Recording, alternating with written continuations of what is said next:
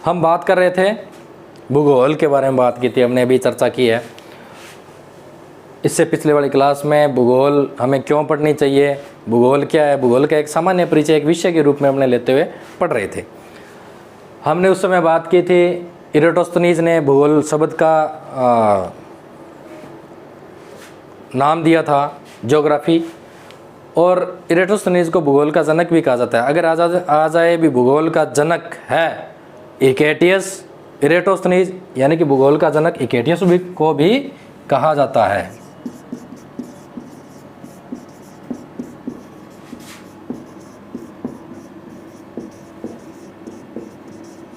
Competition में आता है तो ये ऑप्शन हो तो इसको प्रीफर अपने को पहले वेटेज देना है।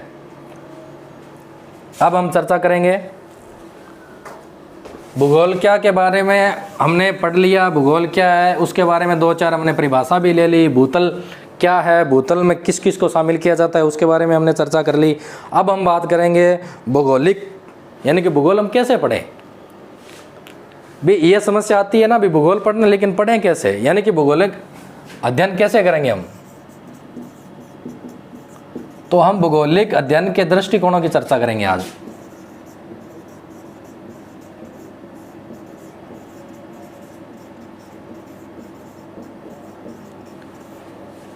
ये एक बेसिक चीज़ें हैं भूगोल में। अब आप कहीं सोच रहे होंगे कि सर ये तो ना हमारे सिलेबस में है या नहीं है, लेकिन ये भूगोल को समझ रहे हैं, भूगोल क्या है उसके विषय को समझ रहे हैं ना, तो ये बेसिक चीज़ें थोड़ी बहुत अपने को ध्यान में होनी चाहिए।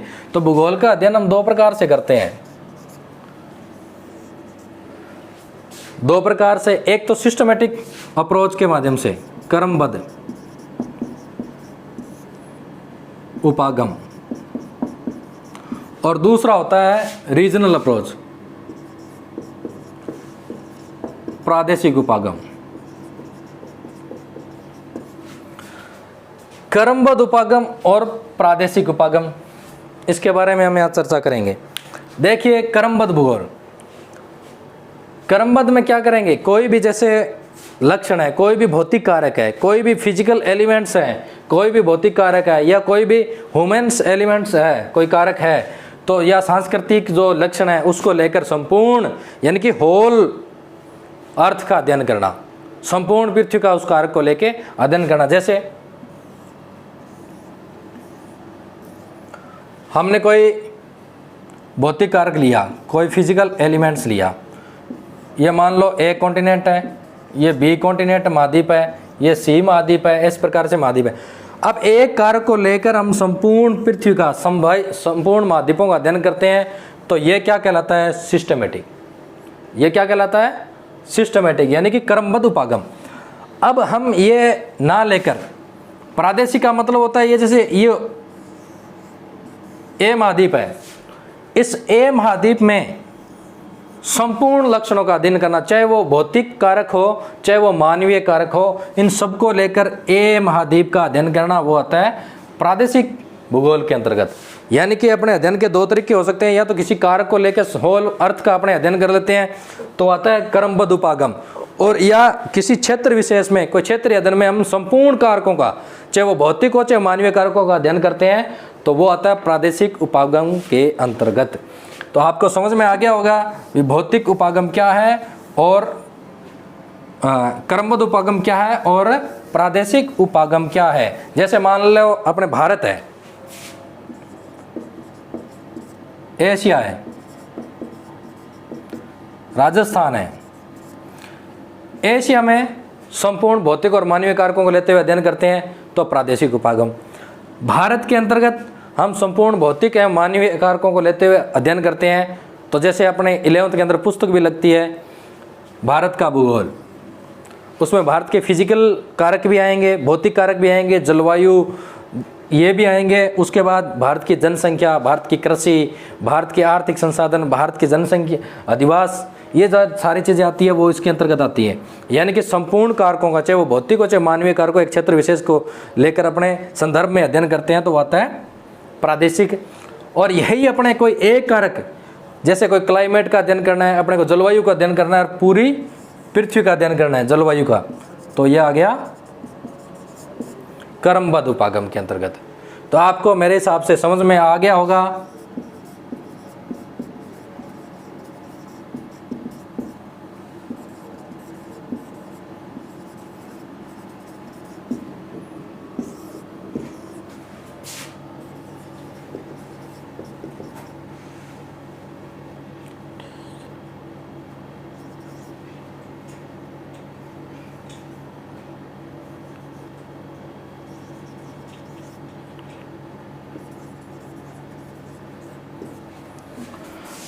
यानी कि क्रमबद्ध उपागम और प्रादेशिक उपागम आप मेरे ख्याल से समझ गए होंगे।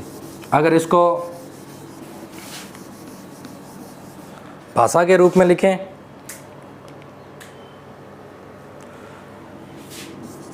जब किसी विशेष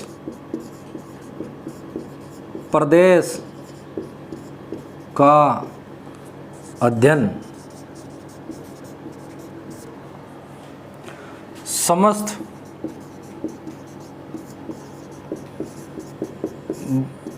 भौगोलिक कारकों के संदर्भ में किया जाता है तो यह प्रादेशिक भूगोल कहलाता है।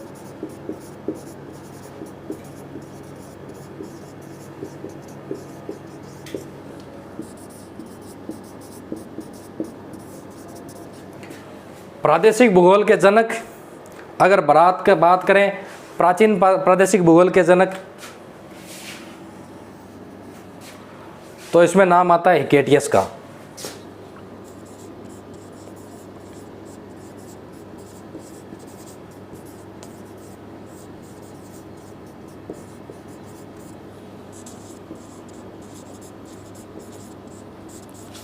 जनक तो हिकेटियस।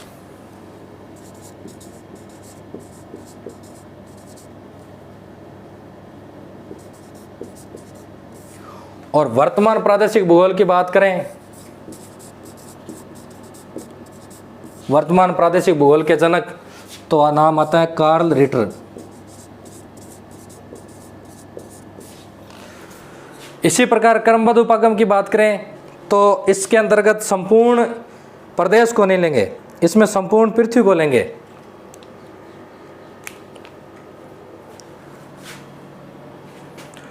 जब किसी विशेष भौतिक कारक के संदर्भ में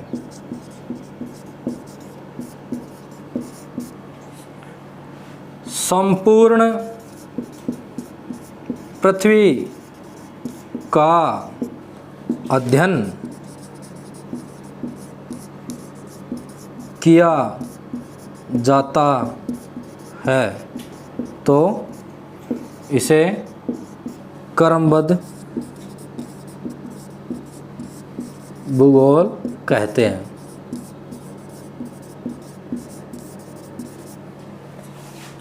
अब क्रमबद्ध भूगोल का जनक, प्राचीन क्रमबद्ध भूगोल का जनक इरेटोस्थनीज।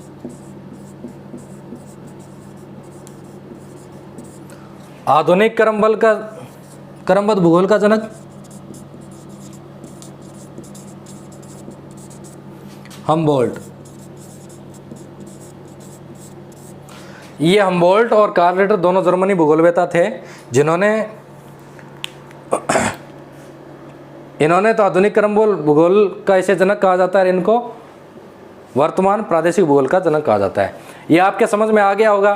भाई भौगोलिक अध्ययन के दो दृष्टिकोण होते हैं, हम क्रमबद्ध पद्धति से भी पढ़ सकते हैं और प्रादेशिक पद्धति से पढ़ सकते हैं।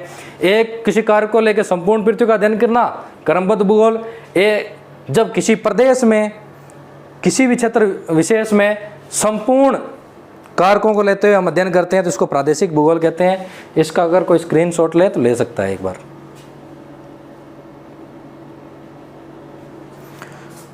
अब हम इसमें चर्चा करेंगे आगे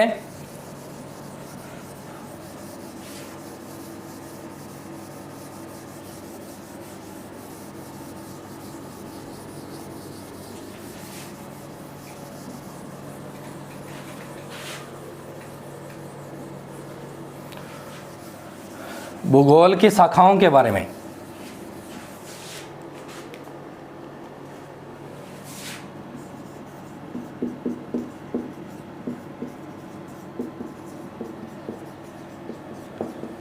हमने ये पहले बता भी दिया था अभी पृथ्वी तल पर किस किस का अध्ययन करना है, तो मानव के करना है और भौतिक वातावरण का या भौतिक कारकों का भी करना है। तो ये चीज़ें हम शाखाओं के रूप में लेते हैं। एक शाखा में हम कहेंगे भौतिक भूगोल और दूसरे में लेते हैं मानव भूगोल।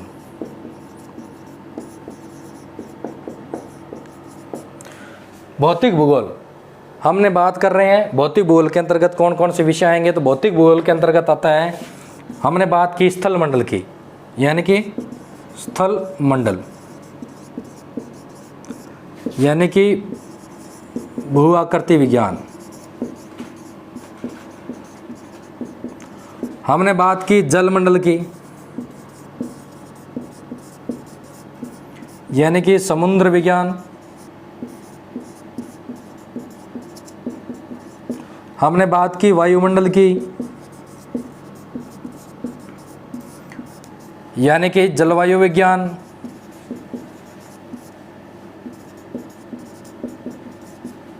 हमने बात की जैव मंडल की, यानी कि जैव भूगोल। इन चीज़ों, इन तीनों का, चारों का अध्ययन किसके अंतर्गत आएगा? भौतिक भूगोल के अंतर्गत। तो भौतिक भूगोल में हम किन किन का अध्ययन करते हैं? स्थल मंडल का, यानी कि भूआकृति विज्ञान का, समुद्र विज्ञान का, जलवायु विज्ञान का और जैव भूगोल का, यानी कि जो पृष्ठ अवस्थिति के आधार पर जो प्राणियों का हम अध्ययन करते हैं वो जैव भूगोल के अंतर्गत आता है, पर्यावरण का या पर्यावरण परिस्थिति का। अब मानव भूगोल के अंतर्गत हम किस किस को शामिल करेंगे? मानव भूगोल के अंतर्गत जैसे आर्थिक भूगोल है,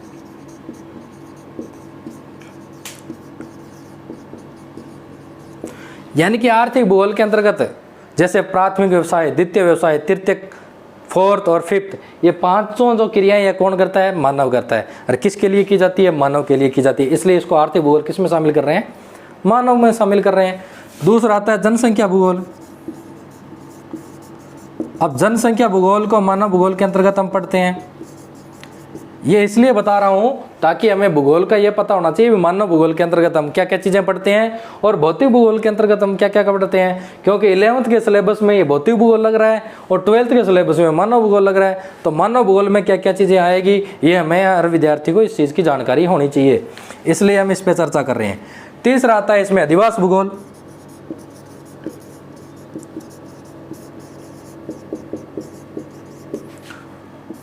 अगर इसमें हम बात करें सामाजिक एवं सांस्कृतिक भूगोल इसके अंतर्गत आते हैं।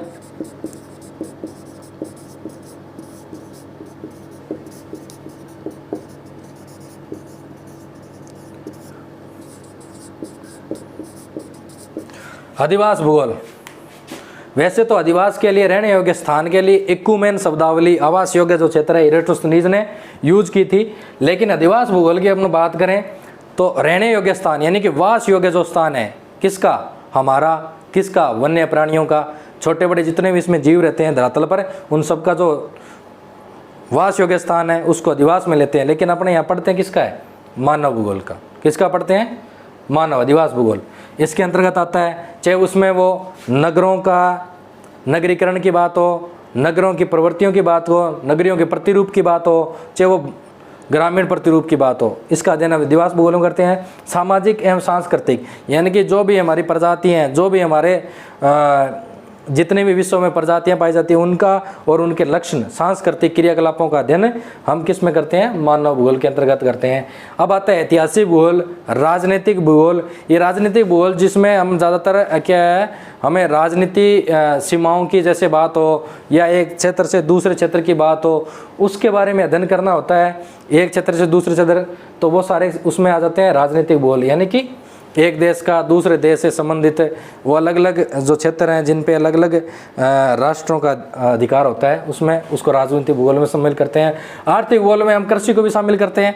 आर्थिक भूगोल हमने बात की ना, पांचों विषयों में सारी चीज़ें आ जाती है। आर्थिक भूगोल में हम संसाधन भूगोल को भी शामिल करते हैं जिसमें अपने जितने भी उद्योग धंधे हैं, जितने भी हमने खनिज हमें प्राप्त होते हैं और सब संसाधनों को आर्थिक भूगोल में शामिल करते हैं। औद्योगिक भूगोल को आर्थिक शामिल करते हैं और परिवहन को भी हम आर्थिक भूगोल में शामिल करते हैं। ये चीज़ें आप अब कई सोच रहे होंगे भी भूगोल की शाखाएं हमें करा क्यों रहे हैं। ये इसलिए करवा रहा हूँ क्या, क्योंकि जो 11th में जो सिलेबस लगेगा वो भौतिक भूगोल के अकॉर्डिंग लगेगा। 12th में जो हमारा सिलेबस है वो मानव भूगोल के अकॉर्डिंग है। तो हम 12th में तो मानव भूगोल पढ़ेंगे और 11th में भौतिक भूगोल पढ़ेंगे। तो इसलिए मैंने ये सारा पार्ट है ये समझाया। अभी हमें पहले हमने चर्चा की पहले वीडियो में भी भूगोल क्या है, हमें भूगोल क्यों पढ़नी चाहिए, भूगोल है क्या। भूगोल कहते हैं भूतल का अध्ययन है, तो भूगोल क्या है उसके बारे में हमने विस्तार से चर्चा की। तो अब आपको समझ में आ गया होगी भूतल क्या है, उसमें किस किस को शामिल किया जाता है ताकि हम भूगोल का अध्ययन कर सके।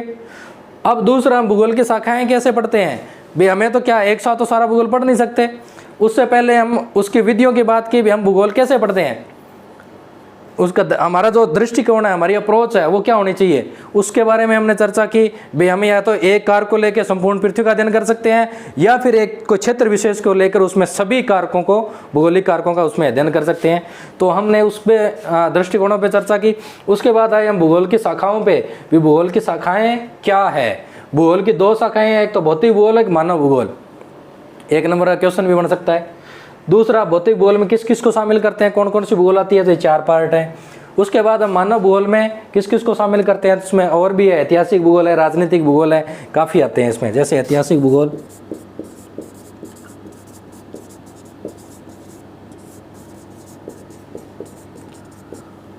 राजनीतिक भूगोल,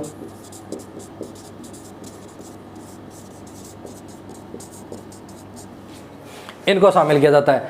तो इस प्रकार से हमारा ये जो परिचय का पार्ट था ये ख़त्म होता है। कल से हम लेसन नंबर 1 कक्षा 12 के लिए मानव भूगोल का स्टार्ट करेंगे। अब आपको ये मेरी क्लासें कैसी लगी, अगर आपको वीडियो पसंद आती है तो आपको इसको सब्सक्राइब ज़रूर करें, लाइक करें, शेयर भी करें, ताकि ज़्यादा से ज़्यादा बच्चों को ये सुविधाएं मिल सके। और अगली जो नेक्स्ट क्लास आएगी धीरे धीरे आपको मैं ये सारा का सारा सिलेबस करवा दूंगा, इसमें आपको कतई चिंता करने की आवश्यकता नहीं है। और जो अभी हमारी क्लासें हैं जो प्रॉपर वे में स्कूलों में नहीं लग रही है, उसकी एवज में मैंने ये स्टार्ट किया ताकि ये ज़्यादा से ज़्यादा अपने प्रिय विद्यार्थी हैं उनका भला हो सके। राम राम।